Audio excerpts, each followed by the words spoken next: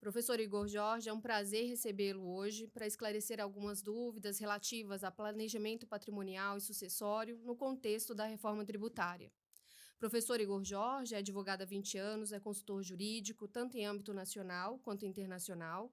Ele tem mestrado em contabilidade tributária pela FUCAP Rio de Janeiro, é pós-graduado em Direito Tributário e Processo Tributário pela Escola Superior do Ministério Público do Rio Grande do Sul, é presidente da Comissão de Estudos sobre Holdings e Gestão Patrimonial do Conselho Federal da OAB, é professor de cursos de pós-graduação e LLM de Direito Empresarial do IBMEC Rio de Janeiro, no módulo de Planejamento Sucessório em Empresas Familiares, é bolsista da Ohio University, nos Estados Unidos, no programa de Corporate Finance, é coordenador da pós-graduação de PPS e Holdings da PUC, Minas Gerais.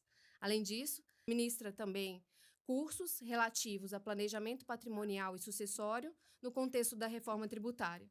Só pela sua formação já é possível visualizar como é importante essa mescla de conhecimento entre a atividade jurídica e a atividade contábil, especialmente no que tange a direito sucessório, direito tributário, a parte de direito civil, regimes de bens principalmente, para que o profissional possa agregar esse conhecimento da área jurídica à parte contábil e analisar as atividades ali e reportar isso ao fisco de uma forma que dê realmente o resultado esperado. Qual sua visão sobre o trabalho conjunto que deverá ser realizado entre os advogados e contadores a partir da reforma tributária? Bem, primeiro, obrigado pelo convite, Islene. É muito importante o trabalho que você está desenvolvendo para trazer à baila esse tipo de bate-papo, né? A reforma tributária está juntando muita gente e a sinergia entre advogados e contadores é sempre muito importante.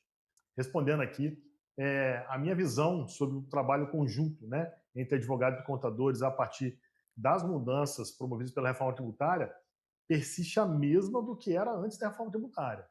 O planejamento patrimonial sucessório, com utilização de holdings, né, e outros instrumentos que demandem naturalmente atividade contábil, é imprescindível que exista advogado juntamente com o contador.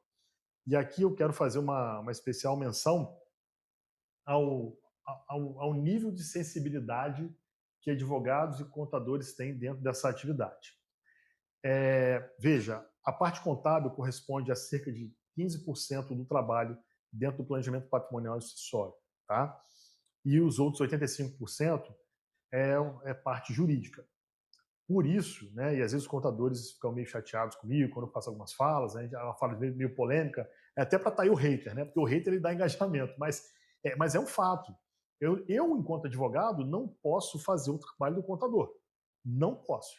E de mesma sorte, o contador não pode fazer o trabalho do advogado, né? Não só sob pena de exercício ilegal da profissão, mas sob o ponto de vista do advogado. Se for fazer o trabalho do contador, não sabe fazer, né? Então, cada um ali no seu quadrado. Daí a importância desses profissionais estarem juntos, caminharem de mãos dadas. Especificamente quanto ao contexto da reforma tributária, nós temos aqui advogados tributaristas e contadores, todo mundo voltou para a estaca zero. Então, eu digo que eu que sou tributarista há 20 anos, a gente se igualou ao pessoal que está ali no terceiro período da faculdade, está começando a estudar tributário agora. Por quê? Porque toda aquela concepção de cadeia tributária que não era neutra, né, regime cumulativo, substituição, isso tudo vai acabar. Isso tudo vai acabar. Então é necessário você aprender de novo a andar de bicicleta, né? É como se você tivesse aprendido a andar de bicicleta, só que agora a bicicleta não é mais com duas rodinhas, é com uma rodinha só, você vai ter que andar agora no monociclo, né?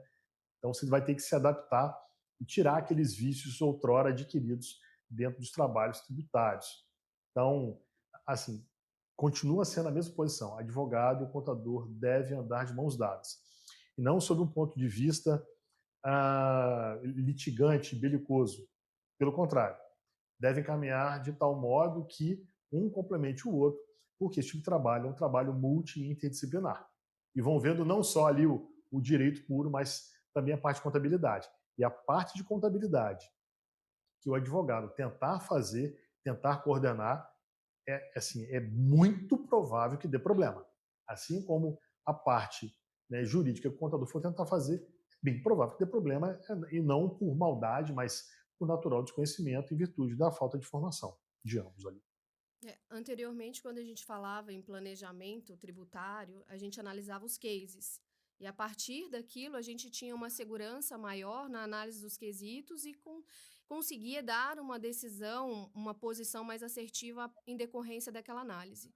Agora, com a reforma tributária, a gente começa a demandar uma visão mais integrada do conjunto de operações das empresas. E eu acho que, a partir disso, o contador começa a ter também um papel importante nesse conjunto de tomada de decisão e também na parte de integração de sistemas, para que possa ter realmente um sistema que traga a informação para que seja possível ao gestor avaliar ali as medidas que vão adotar a partir de então.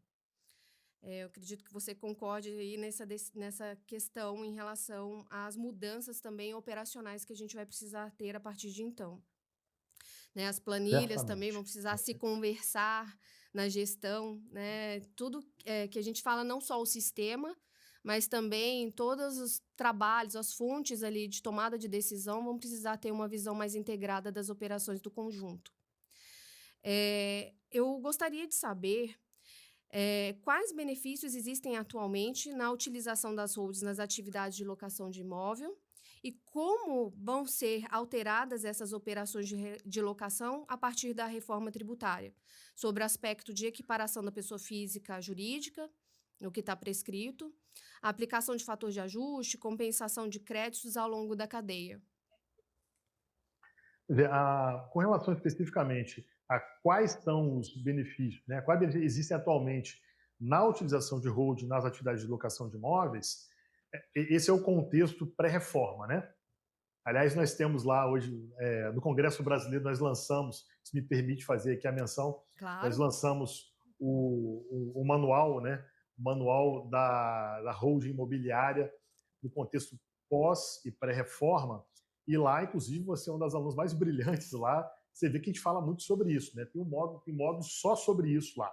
Como é que funciona a atividade de locação de imóveis quando comparado, né, com a pessoa física e comparado com a holding? Primeira coisa, a gente precisa ter cuidado na hora de falar holding, porque holding, no contexto técnico, né, aquele 6462-0/00, ele fala de uma empresa que é sócia de uma outra empresa exercendo o controle sobre ela. Essa holding imobiliária, que tecnicamente seria uma administradora de bens imóveis próprios, ela é uma empresa que exerce controle sobre os seus ativos imobiliários e realiza a locação deles. A pergunta que não quer calar e que todo mundo, né, às vezes é muito assertivo, não, faz a sua holding, que você vai pagar, você vai sair de uma tributação de 27,5% para uma tributação de 11,33%. Cara, isso é a maior sandice, né? Porque às vezes as pessoas querem jogar alguns números para causar impacto, mesmo porque falar números chama a atenção, é um dos gatilhos mentais. Mas a gente tem que ter muito cuidado. Pode ser que, a depender da pessoa física que esteja realizando locação de bens imóveis e de todo o contexto de tributação que a sua renda já recebe, pode ser que tributar na pessoa física seja mais barato que tributar na pessoa jurídica.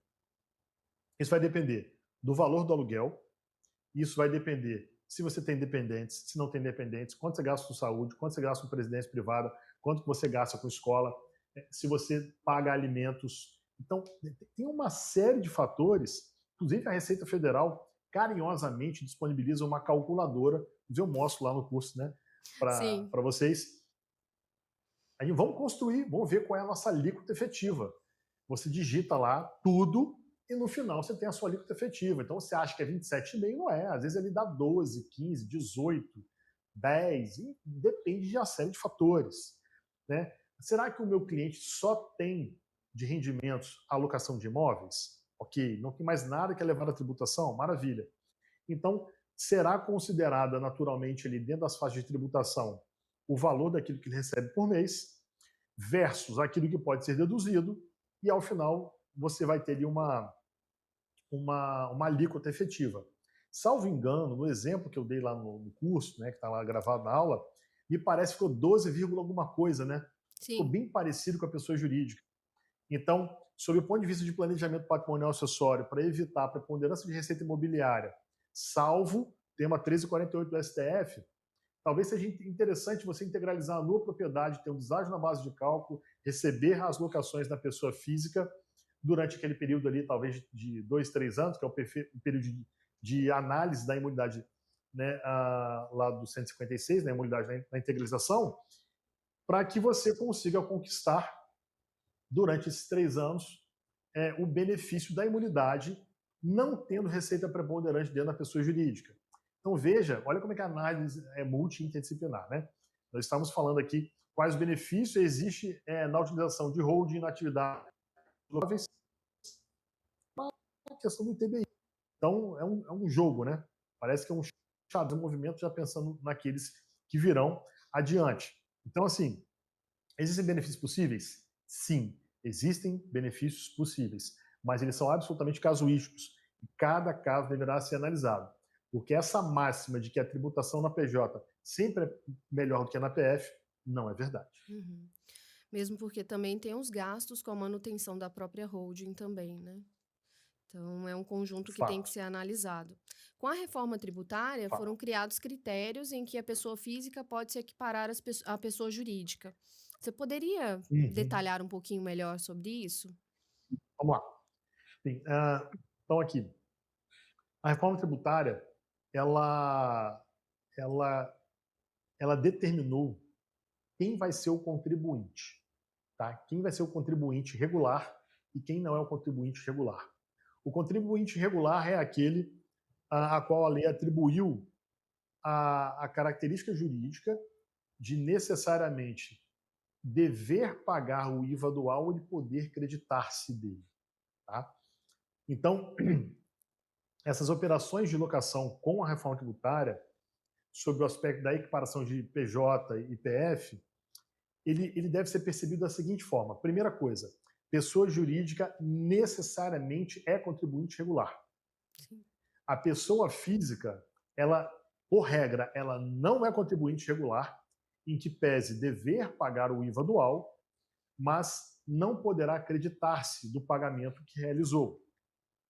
Existe sim a possibilidade, por exceção, de uma pessoa física tornar-se equiparada à PJ, de acordo com o faturamento que ela tem. Agora, eu ouso arriscar aqui, Gislene, que depois de um certo tempo de maturação da reforma tributária, pelo que nós vimos de benefícios possíveis, eu até falo isso lá no curso, eu acredito que nós teremos várias mini holdings imobiliárias para fazer uma PJ para comprar um imóvel. Porque a Para o possibilidade direito de de crédito. modelagem de negócio do crédito, eu não quero CPF para me acreditar. Eu quero CPF, dona de uma PJ, para me acreditar daquilo que eu posso me acreditar numa locação. E aqui eu falo de uma nova locação, uma locação remodelada, não aquela locação brasileira padrão, né? Imóvel vazio. Tum. Você entrega o imóvel vazio para a pessoa. Não, agora nós teremos negócios que permitirão a construção de uma carteira tributária de créditos pelos gastos que tivemos com os imóveis que foram levados à locação. Então, e é muito interessante isso, porque nós teremos, só para o setor imobiliário, nós teremos 3 alíquotas possíveis. A alíquota cheia, de 28%, a alíquota com o desconto de 50%, que é para a alienação, ela vai para 14%, isso considerando que a alíquota de fato será 28%, né? E a alíquota para a locação, né, que tem um deságio aí de 70% na base de cálculo, fazendo com que a alíquota efetiva, considerando que a cheia é 28%, caia para 8,4%. Então, veja que nós temos um funil que sai de 28 para 14 e vai até 8,4, a partir do qual você pode pegar ali alguns spreads. E o segredo mora justamente em saber como construir esses spreads, construindo créditos tributários. Além disso, nós temos ali a aplicação de fator de ajuste e compensação de crédito ao longo da cadeia, né? O que é o fator de ajuste? O fator de ajuste é para salvar a galera que tem imóveis já no estoque. Porque, veja, eu não posso fazer uma reforma tributária que pense apenas nos novos imóveis que serão adquiridos. Eu preciso considerar os já existentes, porque eles não me geraram crédito. Então, foi necessário bolar algum artifício jurídico que entregasse para a operação tributária algo equiparado ao crédito que você terá, que o contribuinte regular terá na aquisição de imóveis. Assim sendo, as aquisições que ocorrerão a partir da vigência ali do IVA dual, toda aquisição gerará crédito de 28%. E quem adquiriu antes vai ter um fator de ajuste. O que é o fator de ajuste? As tributações do IVA dual incidirão sobre a diferença positiva sobre o valor que foi agregado em relação à última operação. Então, se eu comprei por 1 milhão e eu estou vendendo por 2 milhões o imóvel, eu me creditei 28% sobre esse 1 milhão, que dá 280 mil, e vou me debitar na alienação em 14% sobre essa diferença. Então, é justamente nessa diferença que eu tive em virtude de estar realizando pós-efeitos da reforma tributária, é que eu preciso entregar tratamento equiparado aos imóveis já existentes no estoque. Então, essa variação que vai me permitir tributar apenas 1 milhão positivo e não os 2 milhões inteiros, chama-se de fator de ajuste. E esse fator de ajuste é esse primeiro 1 milhão aqui, que no caso pós-reforma é o valor que eu me creditei em 28%, né, considerando que eu sou um contribuinte regular. Então, o fator de ajuste ele será uma ferramenta social. Aliás, salvo engano, você também é corretora de imóveis, correto, Islene? Sim, na verdade, a minha atividade preponderante é essa, sim. Ou seja, além de você ganhar dinheiro dando consultoria com a reforma tributária, você também está habilitada a poder fazer os laudos de avaliação para os imóveis que estão no estoque. Sim. Isso é um mercado que vai se abrir, eu até falei isso no Congresso, né? Então, esse laudo de avaliação para dizer justamente o tamanho do fator de ajuste é um mercado que vai se abrir assim, de maneira gigante até dezembro de 2026. Isso até era a pauta de uma pergunta que eu ia te fazer um pouco mais à frente, então eu vou antecipar, né? A gente viu a Receita Federal agora instituir o Cadastro Imobiliário Brasileiro, o CIB. E isso já é um grande avanço em relação a essa necessidade de criação de um valor de referência que seja passível de ser objeto de tributação de CBS-BS. E que seja também um meio de fiscalização tributária e também uma forma de valorização dos imóveis mais próximo ao valor de mercado, porque sempre esse tipo de cadastro é uma estimativa. Eles farão essa instituição e nós teremos um prazo para contestar, certo? Qual vai ser o procedimento e que atenção a gente precisa ter em relação a isso? Existe ainda, tem muita regulamentação para sair, né? Vai sair uma em novembro agora, né? Sim. Mas a expectativa é que eles não vão conseguir, pelo que a gente está ouvindo, eles não vão conseguir oferecer um valor, né, que seja pronto para todo o país. Então, a partir disso, das duas, se eles conseguirem, nós precisaremos contestar, se nós discordarmos. E a forma correta de discordância disso é você fazer na forma da ABNT. Então, um corretor de imóveis, ele pode fazer avaliação de um imóvel, né, contrate a Gislene, o avaliador, sim. Que ela vai, exato, ela vai fazer a avaliação, né, na forma prescrita e vai levar para a administração pública e falar, olha, eu não concordo com esse valor, porque eu tenho um laudo aqui dizendo o contrário, que o valor de mercado, o valor venal, né, o valor de venda de Vênus, né, é este aqui. Então, o contribuinte terá essa possibilidade de ter esse valor de referência.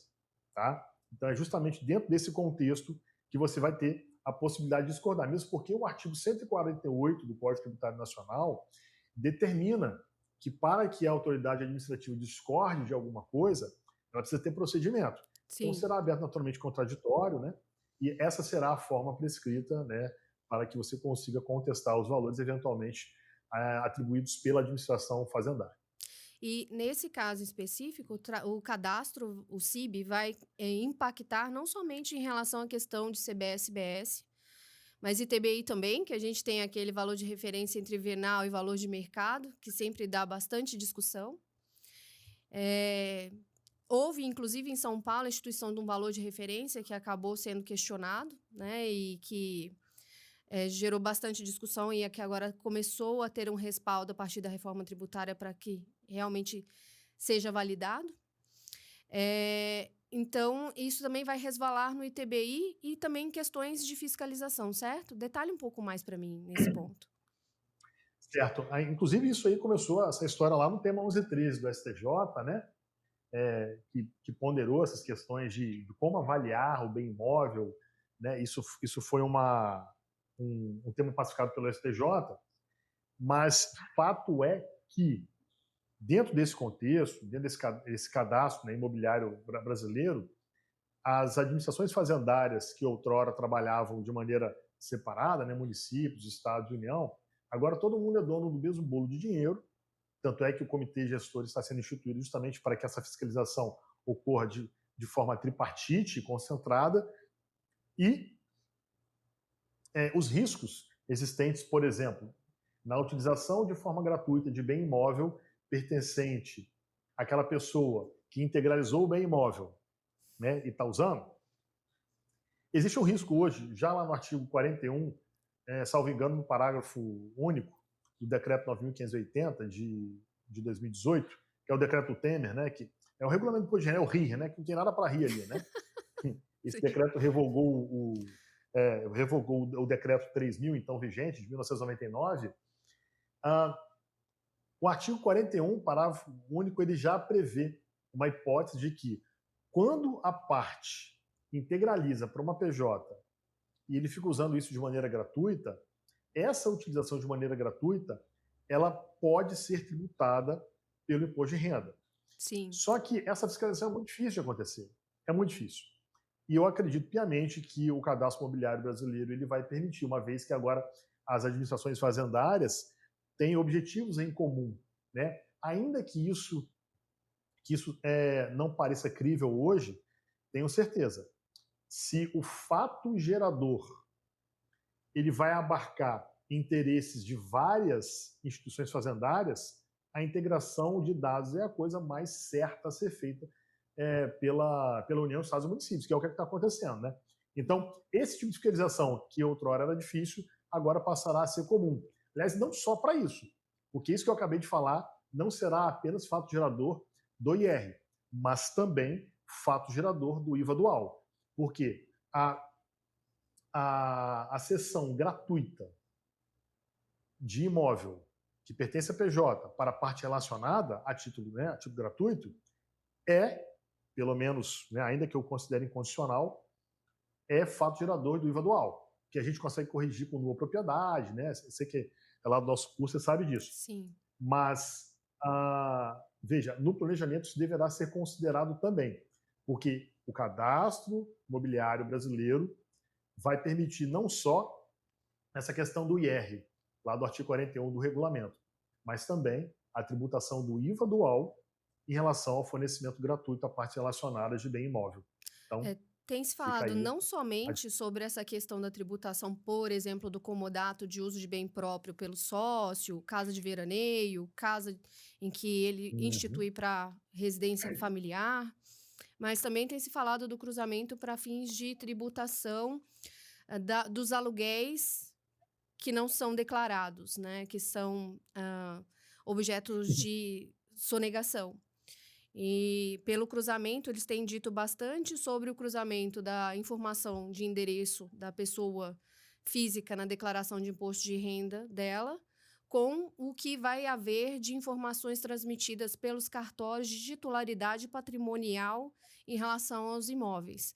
Então, aquele bem que está informado na declaração como sendo residência não está sendo objeto de tributação. Aí vai, desde a locação, quanto o imóvel de uso próprio, familiar e veraneio e etc., né? Nesse aspecto. Então, assim, é uma gama de possibilidades ali ao fisco de cruzamento de informações em razão disso e tributações não só de IR, IBS, CBS, mas também de TBI, né? Virá de todos os lados. Sim, isso é um fato. Exatamente. Só mais um detalhe em relação à questão da locação. Muitos clientes têm questionado a forma de enquadramento que haverá. Eu tenho mais de 3 imóveis na minha pessoa física, ou não tenho mais de 3 imóveis na minha pessoa física, mas a minha renda estoura ali o valor limite que eu vou ter como referência para fins de equiparação. Detalhe um pouquinho só para mim esse ponto, que eu acho que é importante ali para o público saber também.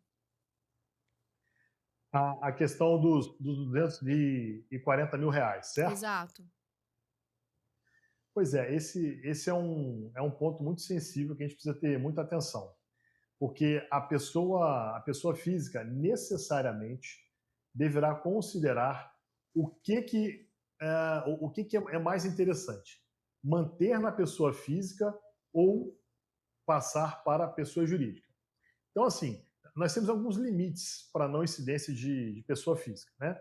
Então, assim, no caso de locação e arrendamento, a receita anual ela tem que ser até 240 mil e máximo de 3 imóveis distintos no ano calendário anterior, tá? Isso no caso, locação e arrendamento.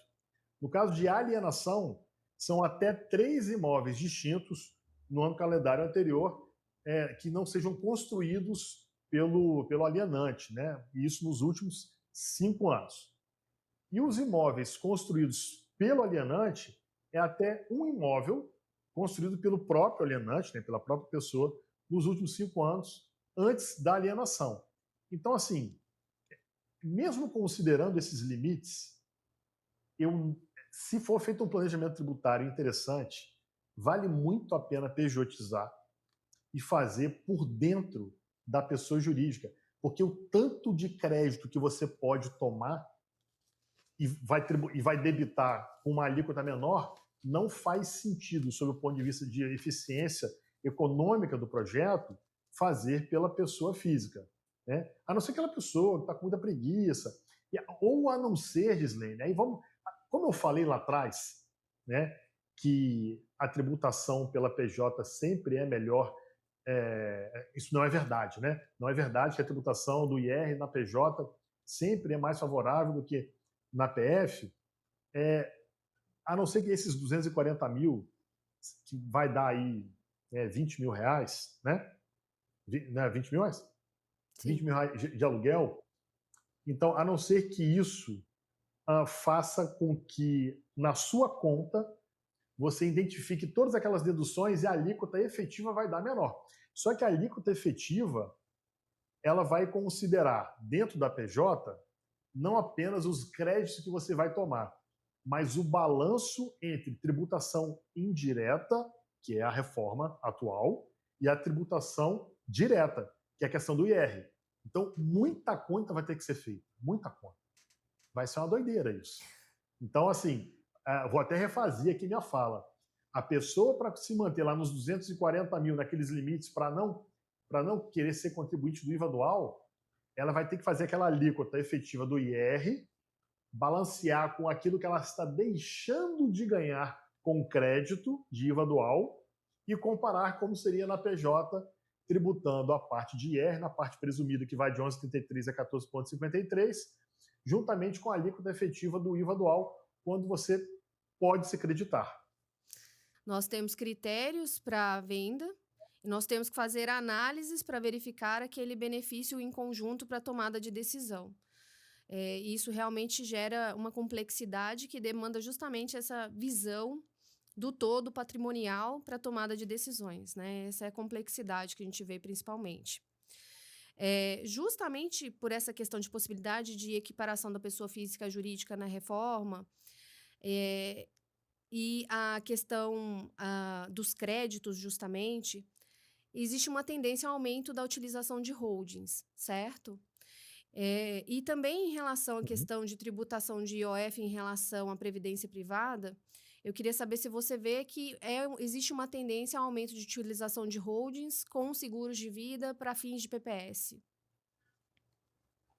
Sim, eu acredito. Veja, o planejamento patrimonial acessório, ele é um desenho multidisciplinar, né? E a gente não faz planejamento patrimonial acessório apenas com holding, né? Holding é a pontinha do iceberg. Tem até uma postagem que eu fiz que tem a pontinha do iceberg e holding aí embaixo, né? E vários outros, mais do que 10 instrumentos que podem ser trabalhados de maneira sinérgica. e falando sobre a utilização do seguro de vida juntamente com a holding, né? Existe ainda, muita gente fala que holding e seguros são excludentes. Isso é uma grande mentira, são absolutamente complementares, né? Por exemplo, eu prefiro a utilização de seguros para fazer um asset allocation, alavancar um capital e suceder tendo empenhorabilidade, não pagando imposto de renda, não pagando TCMD, do que pegar esse dinheiro, colocar dentro de uma PJ e me sujeitar a uma tributação sobre receitas financeiras. Então, isso é um negócio que eu não consigo conceber fazer tributação de dinheiro por dentro de pessoa jurídica.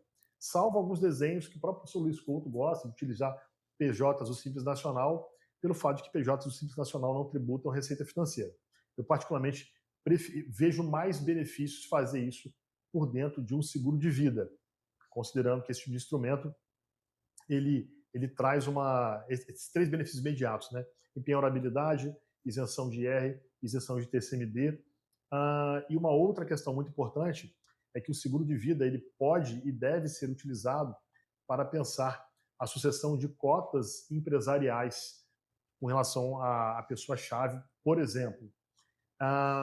E uma coisa que eu preciso dizer, a partir do advento aí da vigência, da conversão do projeto de lei complementar 108 em lei complementar, a utilização de seguro de vida vai aumentar absurdamente, uma vez que a base de cálculo, outrora, né, que hoje é praticada pelas unidades federativas de maneira autônoma com as suas leis estaduais e no Distrito Federal pela lei distrital, será unificada e sofrerá os efeitos do artigo 24, parágrafo 2º da Constituição Federal, que prescreve que, quando a norma geral entra em vigor, exercendo a União a sua competência, as normas estaduais têm a sua eficácia ali suspensa, né? Então, isso vai fazer com que você tenha uma base de cálculo na doação de cotas ali de maneira unificada, linear, acabando com essa guerra fiscal ainda existente hoje, e você passará a ter que buscar outras alternativas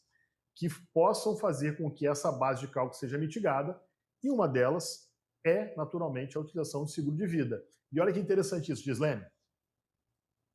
O quanto antes ela for feita, o quão mais jovem for o segurado, maior será o deságio na base de cálculo. Sim. Porque a apólice será utilizada para pagar aquele inventário ali na frente. E a alavancagem de um seguro de vida depende necessariamente da idade do segurado, né, e alguns outros critérios de risco, mas o principal é a idade. Então, isso vai ser algo muito novo, né, a ser desenvolvido por nós. Ou seja, o empresário vai ter que despertar ontem para fazer a apólice e deixar isso tudo, né, já preparado, se assim quiser proceder com planejamento patrimonial utilizando a apólice para suceder as suas cotas um pouco mais à frente. Uma outra possibilidade, naturalmente, é fazer sessão onerosa, com distribuição proporcional, enfim. Existem outras formas também, mas essa é uma que, com certeza, vai aumentar sobremaneira.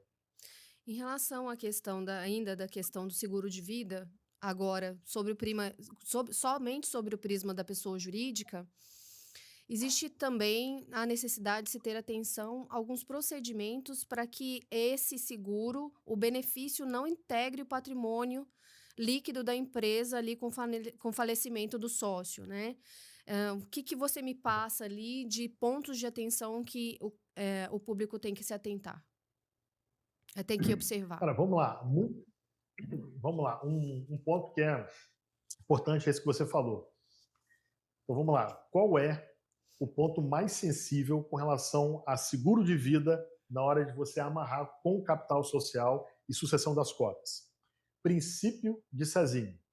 O princípio de Sazini, escreve-se, né, Saizini, ele prevê que abre-se a sucessão no exato instante da morte. Todavia, neste mesmo instante da morte, nasce o direito ao capital segurado. Ora, se a minha empresa é dona da apólice, é natural e é defensável que você diga o seguinte: olha, no exato momento da morte, surgiu o direito a um capital segurado que passa agora a integrar o patrimônio líquido da minha PJ. Ora, se o falecido era dono do capital social e naturalmente recebe os reflexos do patrimônio líquido, aquilo que você vai entregar para ele, se ele estiver sozinho na empresa, é uma coisa. Agora, se ele tiver um sócio, vamos supor, se for meio a meio, e a empresa for receber 1 milhão, no final das contas você pode ter o risco do seguinte: meu Deus, eu fiz uma apólice de R$ 1 milhão para pagar R$ 1 milhão dos 50% do que faleceu, né? Sim. Que o total ali seria 2 milhões, vamos supor. Ora, se você não tiver o cuidado de escrever no contrato social que a apólice não deve integrar o cálculo do levantamento de balanço especial para a liquidação, conforme o artigo 1031 do Código Civil, existe o risco de ser considerado um patrimônio líquido ali que é de 2 milhões, você tinha a apólice de 1 milhão, ela integra o PL, agora o PL vale 3 milhões e a parte do falecido é 1,5 milhão. No final das contas, a sua apólice, que era uma apólice de 1 milhão, ficou uma apólice que vai sobrar 500 mil para pagar 1,5 milhão. Né? Então, isso é algo que deve ser pensado. Então, como fazer isso? Utilizar o contrato social para indicar que a apólice não integrará para todos os fins o cálculo do PL quando do levantamento de balanço especial para liquidação de cotas de sócio falecido. Né? Isso é algo muito importante, deve ser observado. E esse seguro, ele é segundo feito... cuidado. Desculpa. Ele é feito Desculpa, eu no esqueci um nome do segundo. sócio pessoa física, com beneficiário a pessoa jurídica, ou ela é feita direto na PJ? Isso, exatamente. Esse seguro, ele é feito. O segurado é o sócio e a beneficiária é a PJ. E aqui nasce um problema. Se a PJ é beneficiária, você precisa, ela vai receber alguma coisa. Então você precisa analisar os 3 regimes tributários: Simples Nacional, lucro presumido e lucro real. Qual desses 3 tem o benefício de isenção no recebimento do capital segurado? Na forma do artigo 525 do Decreto 9.580 de 2018, apenas as empresas do lucro real têm esse benefício de receber o valor do capital segurado e não ter ele tributado. Empresas do Simples Nacional e lucro presumido terão essa entrada tributada. Sim, então existe uma necessidade de cautela, tanto com a redação do contrato social da própria holding, quanto também dos atos ali de instituição ali do seguro de vida para fins de sucessão patrimonial dentro do contexto da PJ. Qual a sua visão sobre a inserção, a integralização de veículos, aplicações financeiras, e aí você já me colocou bens de uso próprio, né, na holding?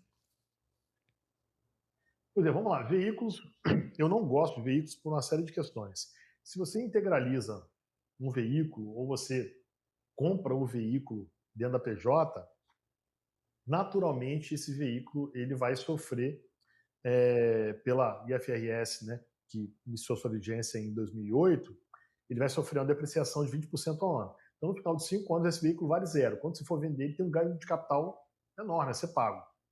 O preço do lucro presumido, você vai pagar 15 de IR, 10 de adicional e mais 9 CSLL. Então, tende a 34% essa tributação sobre o ganho de capital do veículo que você quis comprar como PJ por 2 motivos: para fugir de multa e para você pegar um desconto ali. Então, é o barato que sai caro. Veículo pode se envolver em acidente, matar, atropelar, etc. Tem seguro para cara. Será que esse seguro está bem dimensionado?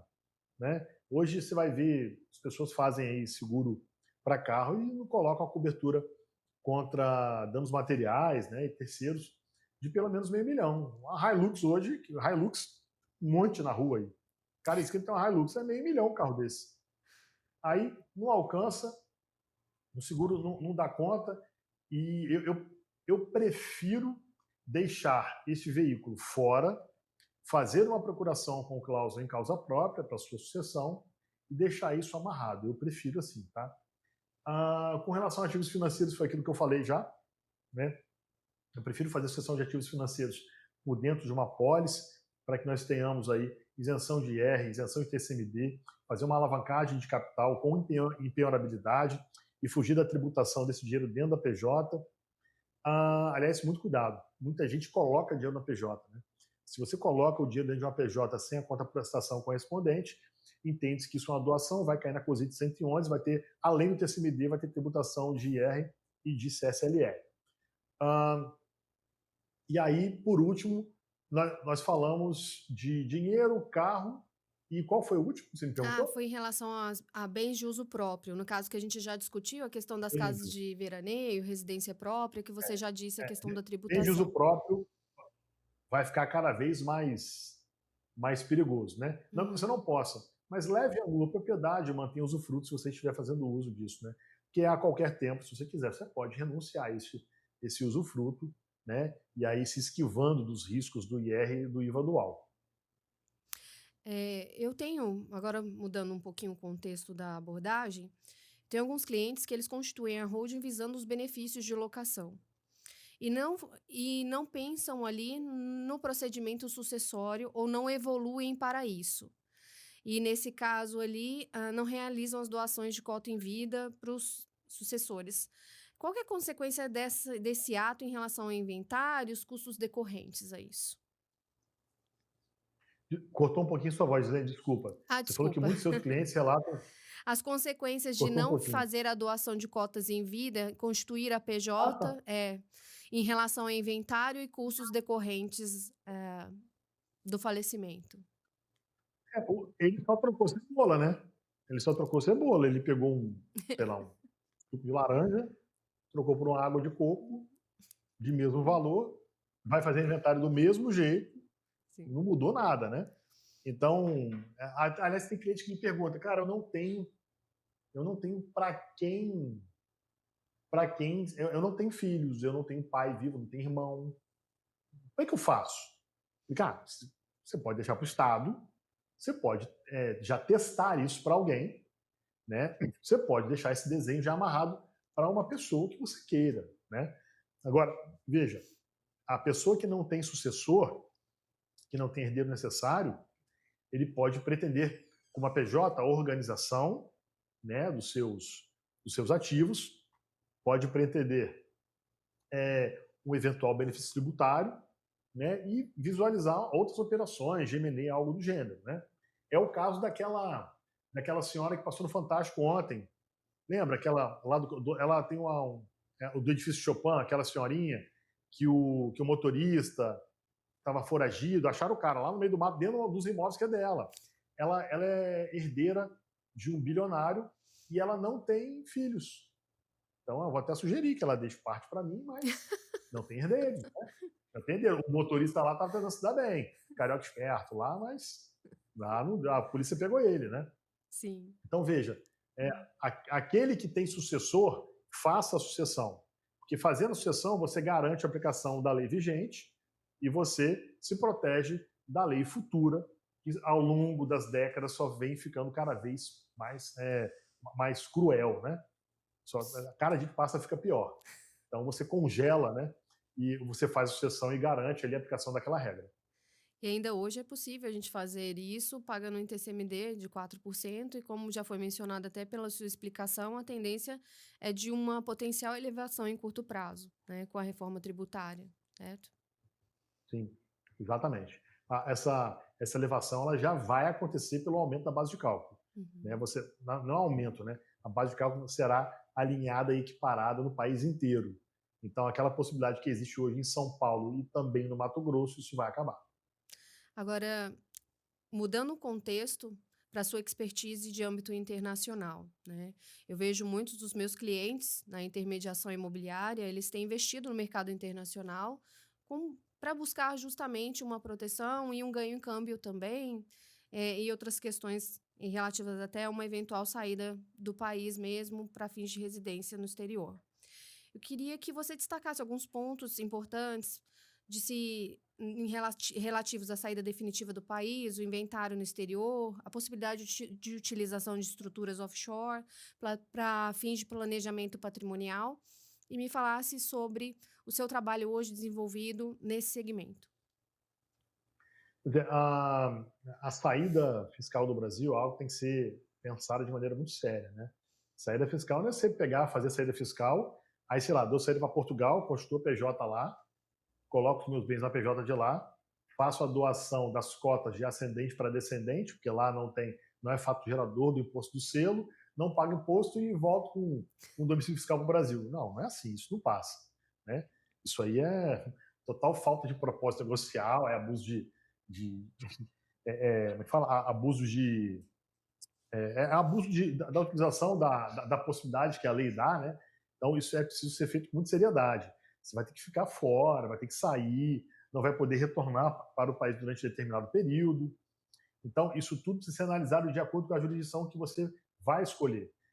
Tem muita gente que tem pensado em comprar algumas cidadanias, né? Para a cidadania americana, é possível você comprar. Tem o visto EB5, tem um custo lá para brasileiros, né, na casa de $1 milhão. Se você for europeu, o cidadão italiano consegue ali por $100 mil, $90 mil. Depende muito. Existem outros vistos migratórios também, como EB1, EB2, EB2NW, que você pode, sendo uma pessoa fora da média, o governo pode ter interesse de que você tenha um green card para trabalhar. Você necessariamente vai ter que migrar e ficar lá. Depois de 5 anos, você já pega a sua cidadania, né? O atual governo, o governo Trump, né, tem sido bem duro nessas questões, mas quem é bom, quem leva a riqueza para lá, quem produz, quem vai fazer o país prosperar, os Estados Unidos continua de portas abertas, né?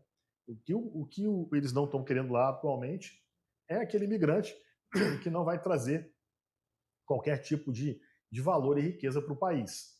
Existem outras possibilidades, como Canadá, Uruguai, Paraguai, né, que você também consegue fazer ali a compra do seu visto. Tanto é que tem muito brasileiro indo para o Paraguai. Mas isso precisa ser pensado de maneira absolutamente estratégica, isso é complexo, deve ser absolutamente casuístico. Pessoal que gosta de fazer offshore. Vou fazer offshore no Panamá, Bahamas, BVI, enfim, Malta e por aí vai. Assim, com qual finalidade? Para que você quer offshore? Você vai gastar aí para abrir, sei lá, $5 mil, $3 mil, mais a manutenção anual aí de fazer os tax terms e outras coisas mais uns $2 mil por ano. Mas com qual finalidade? Você quer ter uma reserva fora, você quer dolarizar, o que é muito bom, e eu recomendo que seja feito isso. Você quer investir fora? Beleza, vamos investir nos Estados Unidos? Legal. Mas você tem que saber que a maior parte do mundo hoje faz o CRS, né? Que são os Common Report Standard, que são as comunicações entre os países e os bancos centrais com relação aos valores que transitam, né, no mercado internacional. Então, isso deve ser pensado com muito carinho, com muito cuidado. Existe uma série de coisas a serem analisadas e um dos principais pontos é o domicílio fiscal. Se você vai ficar com duplo domicílio fiscal e dupla cidadania, né? Às vezes você vai ter dupla cidadania e vai ter só um domicílio fiscal, ou tem dupla cidadania e 2 domicílios fiscais, o que pode trazer uma tributação, por exemplo, no caso dos Estados Unidos, que tributa em bases universais, tributar 2 vezes o seu rendimento, lá nos Estados Unidos e aqui no Brasil. Isso tem que ser pensado com muito cuidado. É claro que acontece bastante. Em diversos casos, é interessante você fazer isso. É interessante. Essa saída definitiva tem acontecido sobremaneira aqui, especialmente em virtude do que o nosso governo vem praticando.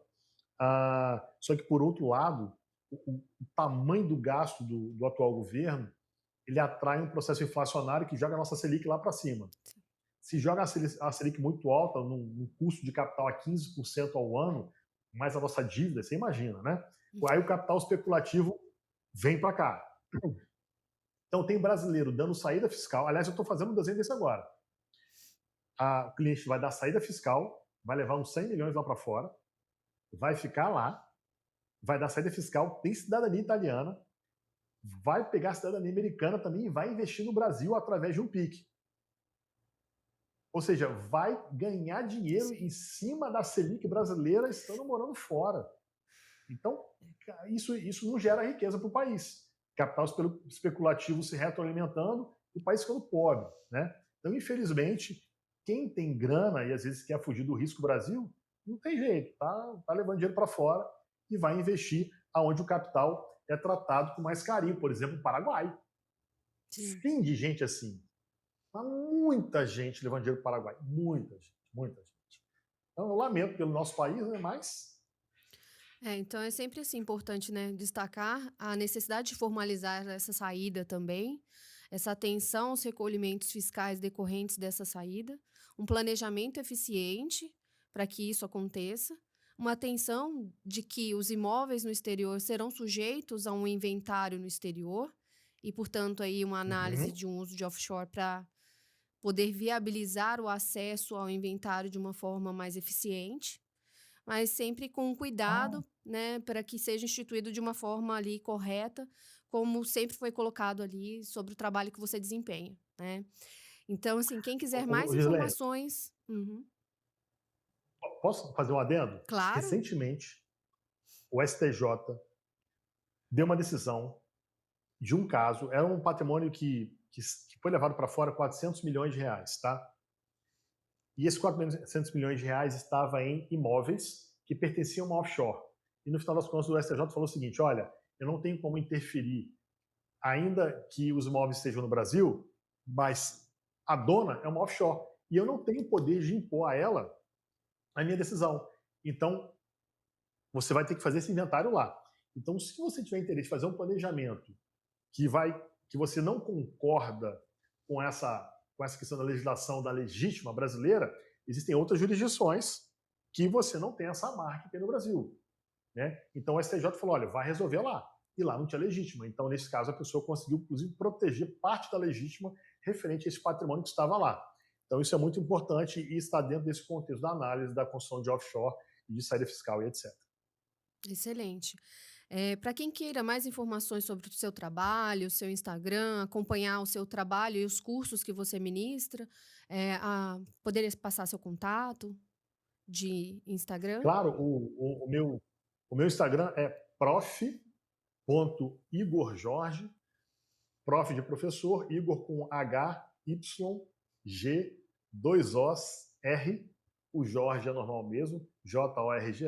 Então, prof.igorjorge, Igor com H, Y, G, O-O-R, Jorge.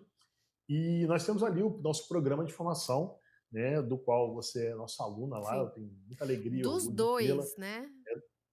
Dos dos, dois, de dos dois, reforma né? e de programa de formação. Exatamente.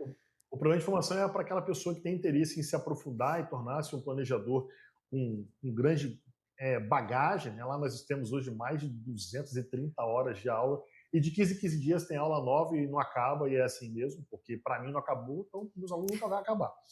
E o nosso outro, nós temos um curso que nós lançamos, eu e o professor Jefferson Valentim, que é uma das maiores autoridades hoje na reforma tributária. Né? Jefferson, inclusive, tem livros que são vendidos assim em larga escala. Um deles, inclusive, está aqui ao meu lado, que ele lançou e trata sobre o IVA dual nas operações imobiliárias. É esse livrinho aqui. Ele tem uma Cadê? Fazer o excelente merchan. abordagem didática, né? Ele é maravilhoso. Ele é bem prático, esse livrinho aqui. E a Bíblia da Reforma Tributária, do Eurico de Sante. Sim. Esse livro aqui, o Jefferson também participou, e o que eu achei legal é que o Eurico fala que o critério que ele utilizou para convidar os autores para escrever este livro é dos autores terem mergulhado profundamente durante esses 5 últimos anos aí na reforma tributária, dentro do núcleo de estudos fiscais, da GV e outras coisas mais. Então, eu tive a alegria de lançar com o Jefferson lá no Congresso Brasileiro o pré-lançamento do nosso curso sobre operações imobiliárias na reforma tributária. Fizemos um lançamento há quase 2 meses e agora nós teremos mais um lançamento no dia 30 de setembro e dia 1º de outubro. Nós falaremos de maneira prática no workshop, né? Inclusive, o nome desse workshop é a nova tributação imobiliária na prática. Inclusive, está lá na minha bio do meu Instagram. Se você der um pulinho lá, você vai conseguir ver isso aí. Se você quiser também, se você botar Igor Jorge, com esse nome bonito pra caramba, .com.br, você vai achar não só o meu curso, mas também o programa de formação. E se você quiser, o meu número de telefone está lá no meu contato do Instagram, e é o DDD 11 95775 4898. Não, excelente. E em relação, inclusive, ao próprio curso, eu tenho já assistido às aulas. É um conteúdo assim bem aprofundado e muito didático, algo simples, acessível para aqueles que querem começar agora a entender tudo que mudou, né? Ou seja, tudo. Eu agradeço imensamente a gentileza de dispor do seu tempo, para trazer tanto conhecimento e a relevância dessa atualização para todos, né, desde empresários ou pessoas físicas que têm patrimônio e querem fazer a manutenção de uma forma segura. Agradeço muito. Foi um prazer, Gilene. Obrigado, parabéns pela Obrigada. iniciativa. Deus te abençoe e conte sempre comigo. Amém. Obrigada.